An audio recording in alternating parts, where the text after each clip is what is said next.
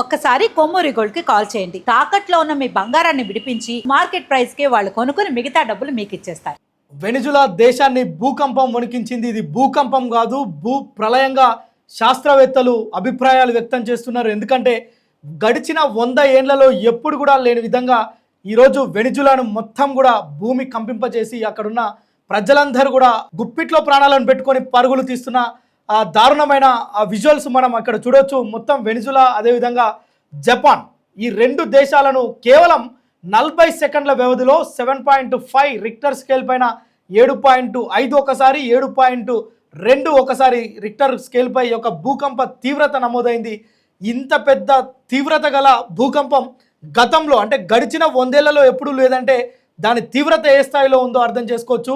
Cricket అంటే ఒక స్టేడియంలో బేస్బాల్ ఆడుతున్న క్రీడాకారులు ఒక్కసారిగా ఫ్లడ్ లైట్లు, ఆ చైర్స్, భూమి మొత్తం ఇలా అతలాకుతలంగా కదులుతున్న దృశ్యాలు సీసీ ఫుటేజ్లో మనం క్లియర్గా చూడవచ్చు. అక్కడున్న ప్లేయర్లంతా తమ ఆ ప్రాణాలను అరిచేతిలో పట్టుకొని పరుగులు తీస్తున్న పరిస్థితి. అప్పటి వరకు బాల్ని ఇటు అటు ఆ బాల్తో ఆడిన వాళ్ళు తర్వాత ప్రాణాలతో చెలగాటమాడిన పరిస్థితి మనకు క్లియర్గా కనిపిస్తుంది. దీంతో పాటు మొత్తం వెనిజులాలో ఆకాశాన్ని అంటే భవనాలన్నీ కూడా క్షణాల్లో ఇట్లా చూస్తుండగానే మొత్తం కూడా పేక మేడల్లాగా కూలిపోయిన దారుణమైన పరిస్థితులు. ఆ శిథిలాల కింద ఎంతమంది ఉండరో అర్థం కాని పరిస్థితి. ఇప్పటికే శాస్త్రవేత్తలు వెనిజులాలో జరిగిన ఈ యొక్క దారుణమైన భూ ప్రళయంగా దీన్ని అభివర్ణించిన శాస్త్రవేత్తలు దీనిపైన తీవ్రమైన ఆందోళన వ్యక్తం చేస్తున్నారు. మరోవైపు భయం వ్యక్తం చేస్తున్నారు. ఎందుకంటే ఆ శిథిలాల కింద పేక మేడల్లా కూలిపోయిన భవంతుల కింద ఎంతమంది జనాలు ఉన్నారు, ఎంతమంది ప్రాణాలు పోయినాయి, ఎంతమంది కాళ్ళు చేతులు విరిగి క్షతగాతులుగా ఉన్నారో అర్థం కాని పరిస్థితి. ఇప్పటికే ఆ యొక్క దేశానికి సంబంధించి ఎలాంటి అధికారిక రిపోర్ట్ రాలేదు. అయితే శాస్త్రవేత్తల అంచనాలు మాత్రం సుమారు 10 నుంచి 1,00,000 మంది మృతి చెంది ఉండవచ్చు అనే ఒక అభిప్రాయాన్ని వ్యక్తం చేస్తున్నారంటే ఎంత ప్రాణ నష్టం, ఎన్ని వందల కోట్ల ఆస్తి నష్టం జరిగిందో మనం అర్థం చేసుకోవచ్చు. కేవలం క్రీడాకారులే కాదు, షాపింగ్ మాల్స్ మొత్తం కూడా ఒకవేళ చలి విపరీతమైన చలిలో మనం ఎలా గడగడ వణుకుతామో అట్లా భవనాలు గడగడ వణికి కుప్పకూలిపోయిన పరిస్థితులు. అక్కడున్న ప్రాణాలను అసలు ఆ బ్రతుకుతామా అన్నమో రామచంద్ర అన్నట్లుగా పరుగులు తీసిన ప్రజల్ని చూస్తే మనకే గుండెల్లో దడపుడుతుంది. ఇక్కడున్న ప్రజలకే అయ్యో పాపం అనడం కంటే మనం ఏం చేయలేని పరిస్థితి, నిస్సహాయ స్థితిలో ఆ దేశ ప్రజలందరూ కూడా ప్రస్తుతం బిక్కుబిక్కుమంటున్నారు. అయితే బ్రతికున్న వాళ్ళ పరిస్థితి పక్కన పెడితే శిథిలాల కింద కాళ్ళు చేతులు విరిగిపోయి ఉన్న వారి కోసం సహాయక చర్యలు ముమ్మరం చేసిరు.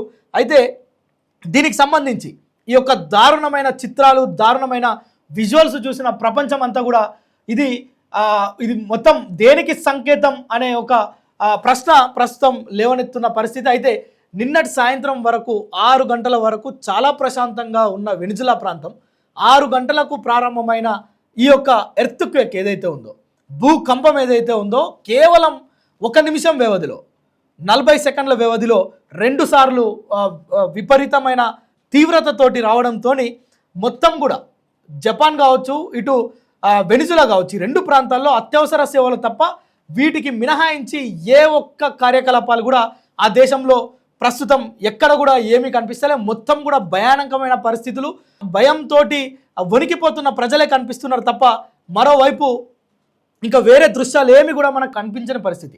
మరోవైపు అటు అగ్నిమాపక సిబ్బంది కావచ్చు, ఇటు అక్కడున్న ప్రజలు కూడా స్వచ్ఛందంగా శిథిలాల కింద పడ్డ ఆ ప్రజల్ని కొంత బయటికి తీసుకొచ్చే ప్రయత్నం చేస్తున్నారు.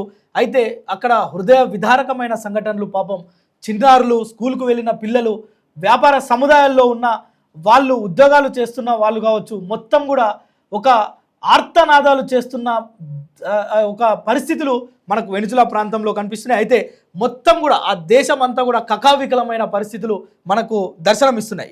ఏ యూట్యూబ్ కానీ సోషల్ మీడియా కానీ ఓపెన్ చేస్తే ఆ దేశానికి అన్ని దేశాలు ప్రకటిస్తున్న మద్దతు కనిపిస్తుంది. అక్కడ చేస్తున్న సహాయక చర్యలు కనిపిస్తున్నాయి. అక్కడ ఏడ్చే ఏడుపులే వినిపిస్తున్నాయి. అక్కడున్న చిన్నారుల రక్తపు టేరులే కనిపిస్తున్నాయి.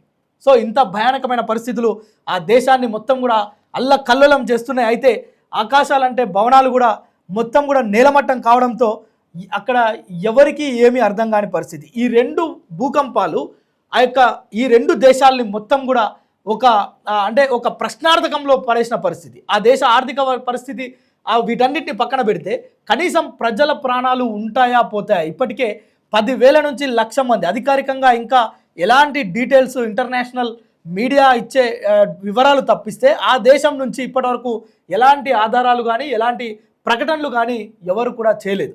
సో దీనిపైన అగ్రదేశం అమెరికాతో పాటు భారత్ కూడా తీవ్ర దిగ్భ్రాంతి వ్యక్తం చేసింది. ఆ దేశాలకు అపన్నహస్తం అందిస్తామని చెప్తున్నారు, కానీ ఆ దేశ ప్రజల భీకరమైన పరిస్థితులు చూస్తే కనుక మనకు అర్థమవుతుంది. మీరు విజువల్స్లో చూడొచ్చు. మొత్తం కూడా దీనికి సంబంధించి షాపింగ్ మాల్స్ విజువల్స్ కావచ్చు, క్రీడాకారుల విజువల్స్ కావచ్చు, అక్కడున్న కూలిపోతున్న గోడలు కావచ్చు, భవంతులు కావచ్చు, వీటన్నిటిని చూస్తే ఎంత ఘోరమైన ప్రాణ నష్టం జరిగిందో మనం అర్థం చేసుకోవచ్చు. ఏది ఏమైనప్పటికీ కూడా ఇది 100 ఏళ్లలో ఎప్పుడూ లేని ఒక భూ ప్రళయంగా చెప్తున్నారు. ఇప్పటికీ అత్యవసర సేవలు మనం చూసాం. ఏదైతే ఇరాన్ అమెరికా యుద్ధం జరుగుతున్న సమయంలో ఆయా దేశాల్లో యుద్ధ సైరన్లు మోగినాయి. అయితే ఈ వెనిజులా ప్రాంతంలో సైరన్ మోగేందుకు కూడా సమయం లేదు. అంటే చూడండి, ఒక 40 సెకండ్ల వ్యవధిలోనే మొత్తం కూడా అసలు భీకరమైన వాతావరణ పరిస్థితులు, అక్కడ భీకరమైన దృశ్యాలే కనిపిస్తున్నాయి.